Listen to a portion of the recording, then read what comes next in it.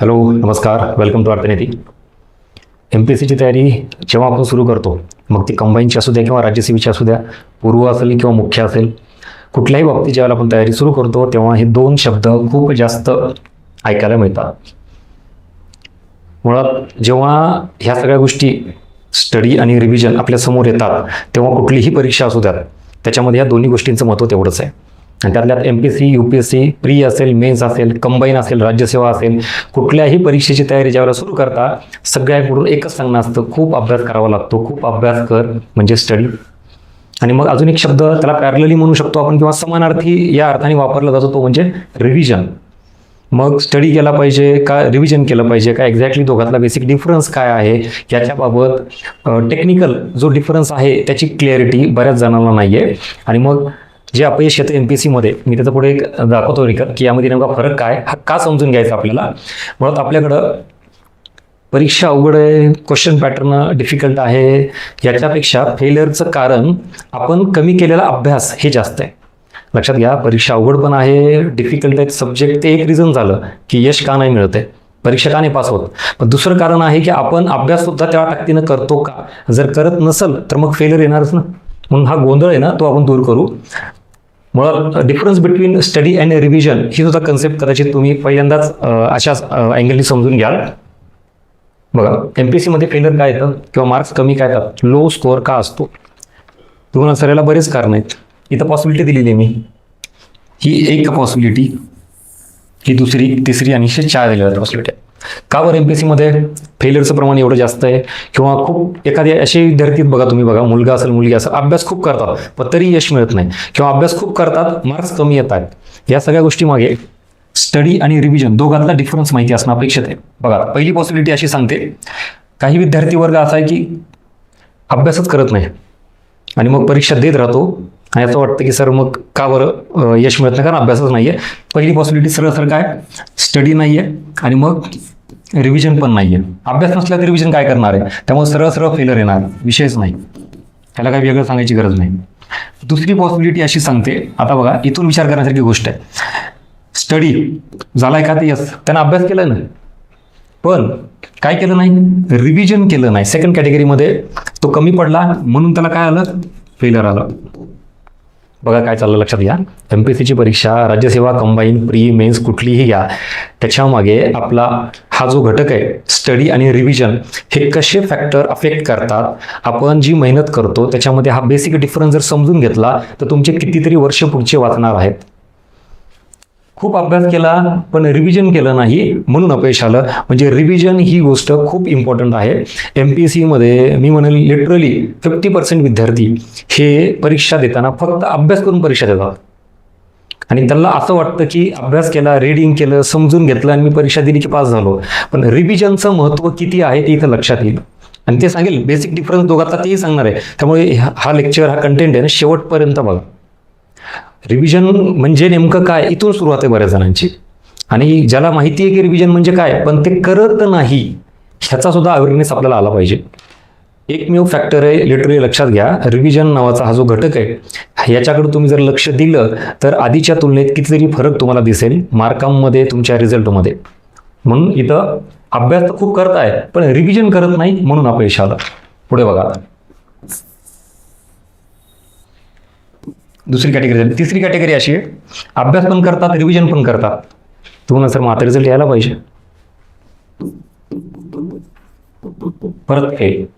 आता याचं काय कारण आहे, कारण इथं ज्या वेळेला आपण अभ्यास करतो ना तर हा पूर्ण नसतो, हा सुपरफिशियल स्टडी असतो. म्हणजे तुम्ही ज्या सब्जेक्टची रिडिंग स्टार्ट केलेली आहे त्याची प्रॉपर अंडरस्टँडिंग झाली आहे का वरवरच झालं आहे, तुम्ही फक्त रिडिंगच केली आहे, अंडरस्टँड केलंच नाही. रिडिंग आणि अंडरस्टँडिंगमध्ये फरक आहे ना.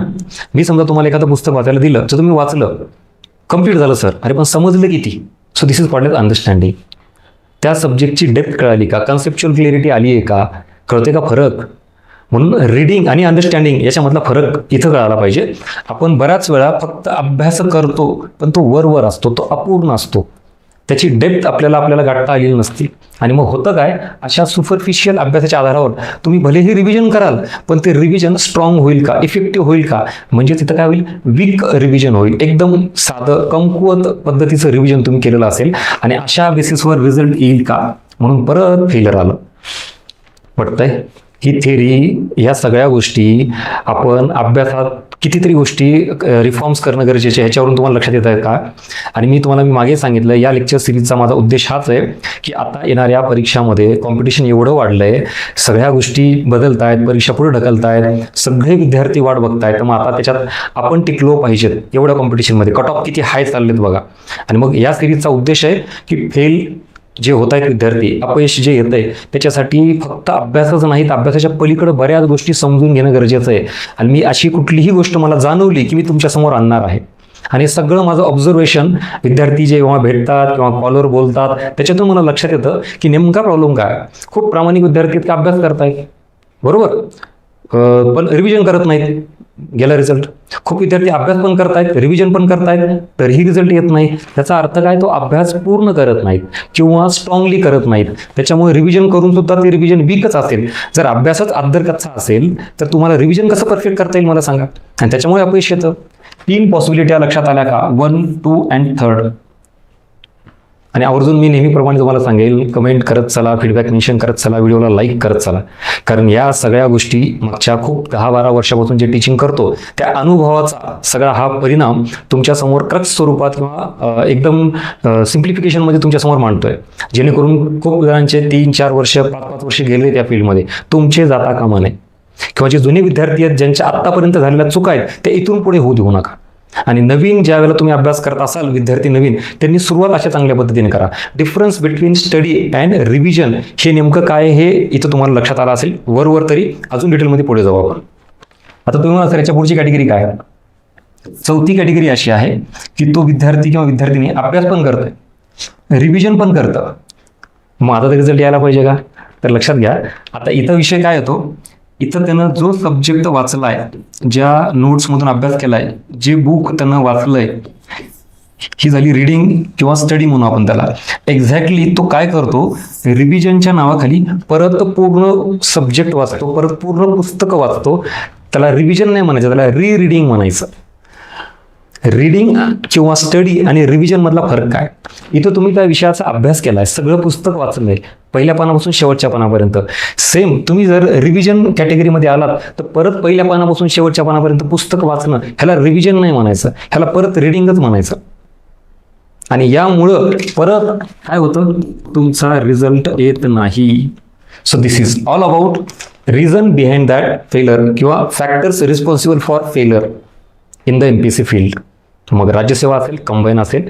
So this is all about new angle, new approach, काहीतरी वेगळे कॅल्क्युलेशन तुमच्यासमोर मांडले आहेत. आवर्जून ब्लँक पेज घ्या, त्याच्यावर लिहा आणि तुम्ही कुठल्या कॅटेगरीत बसताय मला सांगा. आणि ही नवीन कॅटेगरी मला नाही वाटत आजपर्यंत तुम्ही कुठं वाचली, बघितली. Yes or no? लक्षात घ्या, ह्या सगळ्या अनुभवाचा तुम्हाला फायदा व्हावा त्यासाठी हा अभ्यास आहे. हे सगळं जे आहे ना, तुम्ही कुठं बसताय सांगा. लिटरली मी म्हणलं तुम्हाला, याच्या बाबतीत माझा मी नंबर पण देईल तुम्हाला, कॉल करा, भेटा, बोला. पण डॅमेज कंट्रोल ज्याला म्हणतो ना आपण, तर आधी किती डॅमेज झाले, कुठं डॅमेज झाले ते फाइंड आउट करा, मग आपण त्याच्यावर उपाययोजना करू. तुम्ही ह्या कुठल्या कॅटेगरीमध्ये कुठं कमी पडत होता त्याच्यावर काम करा. मुळात आपण स्वतःच्या चुकाच इव्हॅल्युएट करत नाहीत, चुकाच मान्य करत नाहीत, त्यामुळे दुरुस्तीचा विषयच येत नाही.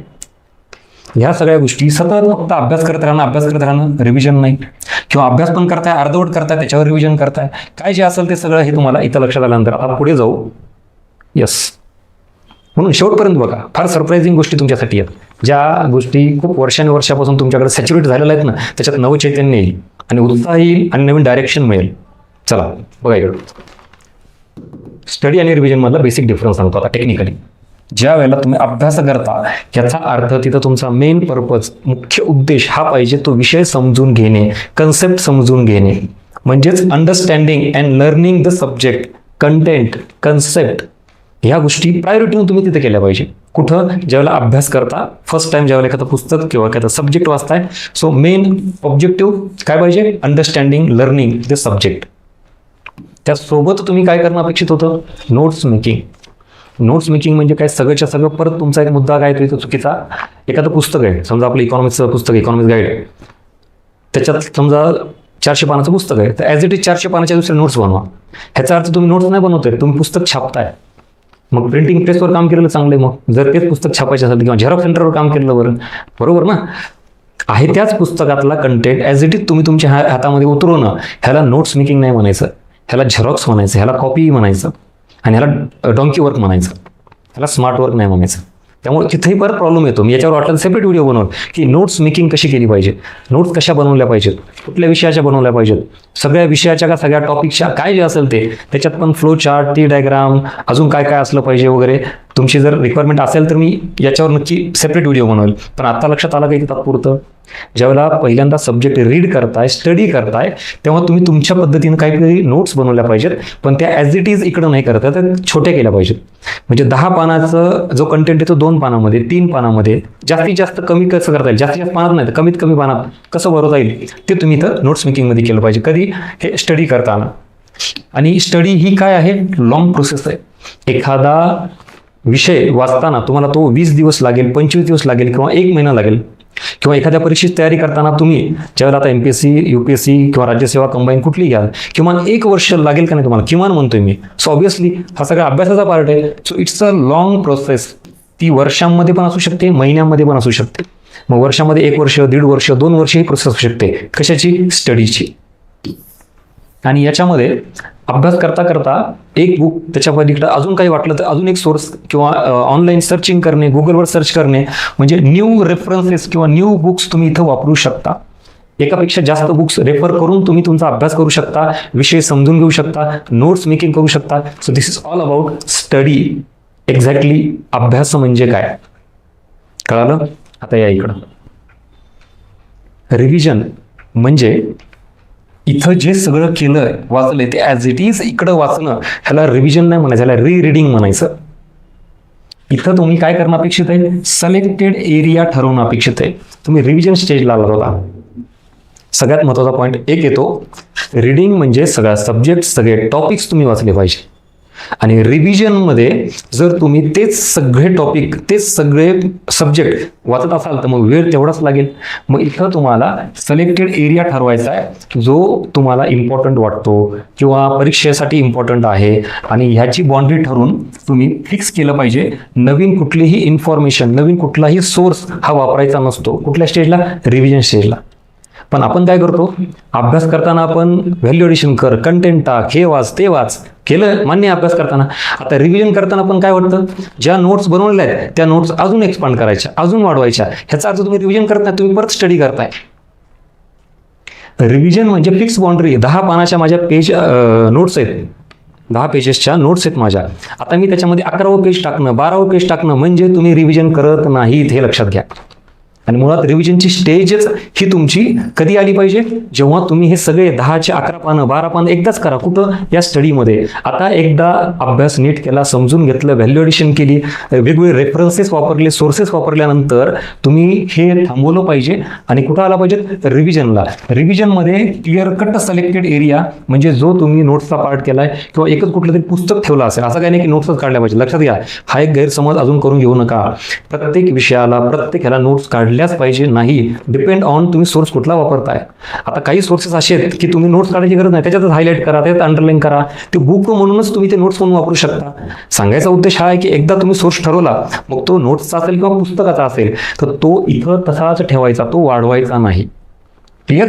नो न्यू इन्फॉर्मेशन ऍड करायची नाही. नेक्स्ट, रिव्हिजनमध्ये काय करणं अपेक्षित आहे, प्रोसेसिंग, इंटरलिंकिंग करणं अपेक्षित आहे. तुम्ही वाचलेल्या गोष्टी ह्या आता एकमेकांशी कशा इंटरलिंक होऊ शकतात, किंवा मी इकॉनॉमिक्समध्ये नेहमी सांगतो, दारिद्र्याचा संबंध महागाई टॉपिक सोबत कसा आहे. म्हणजे देशातील महागाई वाढली तर दारिद्र्य काय होतं, कमी होतं का जास्त होतं, किंवा महागाईमुळे दारिद्र्य रेषा वाढते का कमी होते, किंवा देशातील दारिद्र्यामुळे पर्यावरणाचा ह्रास वाढतो का कमी होतो. मग ह्या सगळ्या गोष्टी तुमच्या, याला प्रोसेसिंग म्हणायचं, इंटरलिंकिंग म्हणायचं.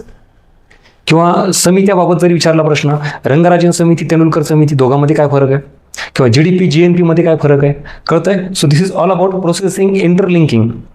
ही कधी झाली पाहिजे, रिव्हिजनच्या स्टेजला. नवीन काहीच ऍड करायचं नाही, जे आहे तेच फक्त इफेक्टिव्हली, ज्याला आपण इथं डीप अंडरस्टँडिंग म्हणतो, हे होणं अपेक्षित आहे. इथं काय झाली तुमची अंडरस्टँडिंग, रिव्हिजनमध्ये काय झाली पाहिजे डीप अंडरस्टँडिंग. अजून नेक्स्ट लेवलला तो कंटेंट तुमच्यासाठी अनलॉक झाला पाहिजे, that is called as revision. पण आपलं विचार करा, आतापर्यंत जे काही सगळं बघितलं एकूण, तर काय ह्या गोष्टी होत्या का डोक्यात क्लिअर? रीडिंग किंवा स्टडी म्हणजे काय आणि रिव्हिजन म्हणजे काय, आणि याच्यात अजून एक आहे रिटेन करणे, रिकॉल करणे. म्हणजे तुम्ही जो इथं कंटेंट वाचलेला आहे किंवा समजून घेतलेला आहे तो रिटेन करायचा, म्हणजे होल्ड करायचा, तो कमी होऊ द्यायचा नाही, किंवा रिकॉल करायचा, आठवायचा प्रयत्न करा. आणि सगळ्यात महत्त्वाचं परफेक्शन, त्याला स्टार मार्क करा. ॲक्च्युअल रिव्हिजनमध्ये हे अपेक्षित आहे. मुळात आपण तसं काहीच नाही करत. इथंही वाचायचं, इथंही वाचायचं, इथेही समजून घ्यायचं, इथेही समजून घ्यायचं. अरे पण मग नुसतं समजून घेतल्यावर काय होतं माहिती आहे का, आपल्याला वाटतं आपण अभ्यास करतो. तुम्ही बघा किती जणांना असं फील झालंय, सर अभ्यास तर खूप केलाय, समजते मला, मी सांगू शकतो. अरे पण मग परफेक्ट येतं का? परीक्षेमध्ये 4 ऑप्शनपैकी 2 ऑप्शन एलिमिनेट होतात, 2 ऑप्शनमध्ये कन्फ्युजन येतं का? ह्याचा अर्थ तुला समजलंय, ओळखीचं आहे, माहिती ना, पण परफेक्शन आहे का? सो मग रिव्हिजनमध्ये हे करणं अपेक्षित आहे. So this is all about basic difference between सब्जेक्टचं स्टडी आणि त्या सब्जेक्टचं revision. So difference between study and revision, basic clarity आली का? आणि इथं हे जे गोंधळ होता थोडा तरी क्लिअर झाला का? आणि या दोघांमधला नेमका फरक काय बेसिक लेवलला आलं, अजून संपलं नाही. आता पुढे सोल्युशन किंवा कन्क्लुजन हे आपण बघू. ही सगळी पॉसिबिलिटी तुम्हाला लक्षात आली. मुळात प्रॉब्लेम काय होत होता तुमचा, तुम्ही एकदा स्टडी करत होता पण रिव्हिजन करत नव्हता, किंवा स्टडी जरी केला तरी अर्धवट स्टडी करत होता, उगत तुम्हाला झालं असं वाटत होतं, त्याच्यावर अर्धवट रिव्हिजन करत होता. हे सगळ्या पॉसिबिलिटी ज्या आहेत ना ते ह्याच आहेत का, तुम्हाला एक्झॅक्टली स्टडी म्हणजे काय आणि रिव्हिजन म्हणजे काय हेच माहिती नाही. आणि याच्यामध्ये परत अजून एक महत्त्वाचा पॉईंट की ड्युरेशन. रीडिंग किंवा स्टडी करणे हा लॉंग टर्मचा पार्ट आहे आणि हा क्विक रिव्हिजनचा पार्ट आहे की पटकन सगळंच वाचलं पाहिजे, सिलेक्टेड वाचलं पाहिजे, इम्पॉर्टंट वाचलं पाहिजे. इथं PYQचा संबंध जोडता आला पाहिजे तुम्हाला, त्याच्यानुसार ह्या सगळ्या गोष्टी होतात. सो रिव्हिजनची स्टेज ही फार इम्पॉर्टंट आहे, जी तुम्हाला काय देते, परफेक्शन देते. इथं सगळंच वाचावं लागतं आणि सगळंच एकदाच वाचावं लागतं. इथं मात्र मग तुम्हाला मोजकत वाचल्यामुळे जास्त प्रोसेस करावी लागेल. तुम्ही इकडं 100 पानं वाचले आणि त्या 100ची आता इकडं ॲज इट इज 100 पानं वाचणं म्हणजे रिव्हिजन नाही आहे. त्यातला सिलेक्टेड एरिया वाचा, सिलेक्टेड कन्सेप्ट वाचा, सिलेक्टेड फॅक्ट्स वाचा, जे कन्फ्यूज आहेत ते परत वाचा, त्याच्यावर काम करा. आणि याच्या पलीकडे जाऊन इथं आता जर गेला तर बघा होतं काय तुमचं, जर स्टडी परफेक्ट किंवा खूप स्ट्रॉंग केला तुम्ही, एकदम प्रॉपर अंडरस्टँडिंग, अभ्यास करतानाच व्यवस्थित सगळ्या गोष्टी सुपरफिशियल नाही चांगल्या समजून घेतल्या, तर होतं काय, एवढा चांगला अभ्यास केल्यामुळे तुम्ही त्याच अभ्यासाचं जर रिव्हिजन नीट केलं तर ते इफेक्टिव्हली रिव्हिजन होईल. आणि रिव्हिजनमुळं काय होईल, त्या सब्जेक्टवर होल्ड निर्माण होईल तुमचा आणि त्याच सब्जेक्टवरल्या कन्सेप्ट असेल, फॅक्ट्स असेल, ह्याच्यावर परफेक्शन येईल.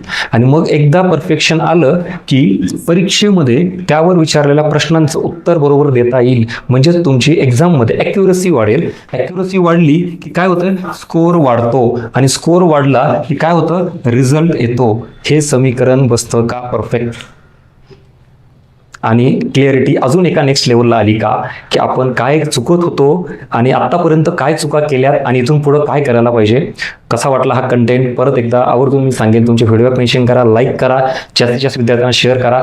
कारण ही सगळी सिरीज यूट्यूबची अर्थनीतीमार्फत जी मी चालू केलेली आहे त्याचा एकमेव उद्देश आहे, कुठलाच अँगल आपल्याला ठेवायचा नाही. कन्सेप्टचा, फॅक्ट्सचा, सब्जेक्टचा आणि त्याच्या पलीकडे जाऊन अशा काही वेगवेगळ्या स्ट्रॅटेजीज म्हणा, प्लॅनिंग म्हणा, किंवा सब्जेक्टच्या पलीकडे जाऊन अशा काही गोष्टी आहेत ज्या परीक्षा पास होण्यासाठी लागतात आणि याचा अवेअरनेस आपल्याला पोहोचवावा लागेल. या सगळ्या गोष्टी तुमच्यासाठी घेऊन येतोय. मग स्टडी आत्तापर्यंत करत होतो पण रिव्हिजन करत नव्हतो, पण त्याच्याही पलीकडे जाऊन काही जण स्टडी रिव्हिजन करत होते पण स्टडीज मुळात चांगला नव्हता, त्यामुळे रिव्हिजन कसं चांगलं होईल, अशा दोन्ही गोष्टी तुम्हाला आज कळाल्या असतील. आणि याचा परिणाम थेट तुमच्या रिझल्टवर होतो. आणि मग इतके वेळ फेलर जे आपण म्हणत होतो, आता मात्र तुमचा रिझल्ट हा काय यायला पाहिजे, पास यायला पाहिजे, डेफिनेटली पोस्ट मिळायला पाहिजे. कारण तुम्ही आता नीट अभ्यास पण कराल, तुम्हाला ती कन्सेप्ट क्लिअर झाली, स्टडी म्हणजे काय, रिव्हिजन म्हणजे काय ते कळालं, आणि ह्या दोघांचा परिणाम ऑटोमॅटिकली असा सगळा पॉझिटिव्ह होऊन तुमचा रिझल्ट येण्यामध्ये होतो. आणि एकंदरीत तुमच्या डोक्यामध्ये हा जो गुंता आहे ना असा सगळा, हा गुंता असा एकदम व्यवस्थित क्लिअर होईल आणि याच्यामुळं खूप क्लिअरिटी येते, कन्फ्युजन दूर होतं आणि त्याच्यामुळे परीक्षेमध्ये जे चुकणाऱ्या प्रश्नांचं प्रमाण आहे ना ते कमी होतं, ऑटोमॅटिकली रिझल्ट येतो. So this is all about processing किंवा difference between study and revision. हे तुमच्या डोक्यामध्ये जाऊन काम करणं गरजेचं आहे. एक जस्ट इमेज आहे अशी मला जी वाटली टाकावी म्हणून. काय होतं, आपण सतत परीक्षा आली की सब्जेक्ट वाचणे, स्ट्रॅटेजी ठरवणे किंवा हे पुस्तक ते पुस्तक, ह्या विषयाचं ते, तर त्याच्या पलीकडे जाऊन काहीतरी आहे की ज्याच्यामुळे आपल्याला यश मिळत नाही. प्रामाणिक प्रयत्न करणारे पण खूप आहेत. तर मला तेच इथं जे माझे तळमळ तुम्ही बघत असाल की मला तेच म्हणायचं आहे की जे विद्यार्थी खरंच खूप प्रामाणिक अभ्यास करतायत ते नेमकं कुठं कमी पडतात. सर अभ्यास खूप आहे, खूपच वाचलेलं आहे सर, रिव्हिजन पण झालेलं आहे, बरं सर 1 ना 2 पुस्तक वाचलेले आहेत, आणि मग तरी पण का नाही मार्क आहेत किंवा का नाही रिझल्ट येत. त्याच्यामागे अशा काही गोष्टी पण आहेत ज्या मी तुमच्या समोर आणण्याचा प्रयत्न करतो. अशाच इथूनही पुढे अजून कुठल्या असतील त्याही मला सजेस्ट करा, मी तुमच्या समोर आणेल. मला जेवढे ऑब्झर्व होतील मी तेवढ्या तुमच्या समोर आणतोय. This is all about today's session. आपण सुरुवात इथून केली होती आणि मग तुम्हाला लक्षात येईल की ह्या सगळ्या गोष्टी इथं स्टडी आणि रिव्हिजन यामध्ये नेमका फरक काय, हा कंटेंट घेण्यामागचा उद्देश. तुम्ही स्ट्रॅटेजी प्लॅनिंग करताना अभ्यासा संदर्भातील वेगळी प्लॅनिंग करा आणि रिव्हिजन संदर्भातील वेगळी प्लॅनिंग करा. दोन्हीही गोष्टी इम्पॉर्टंट आहेत रिझल्टसाठी. चल सो यस, हा झाला कंटेंट. आपलं यूट्यूब चॅनल, आपलं टेलिग्राम चॅनल अर्थनिकचं सबस्क्राईब करून ठेवा, कारण अशाच पद्धतीचा कंटेंट हा तुमच्यासाठी सतत आता इथून पुढे घेऊन येणार आहे. So stay tune. भेटूया परत नवीन एका कन्सेप्टमध्ये. त्याच्यात अजून तुम्हाला परीक्षेसाठी काय काय इनपुट्स मला देतात त्यासाठी नवीन व्हिडिओमध्ये. Thank you so much.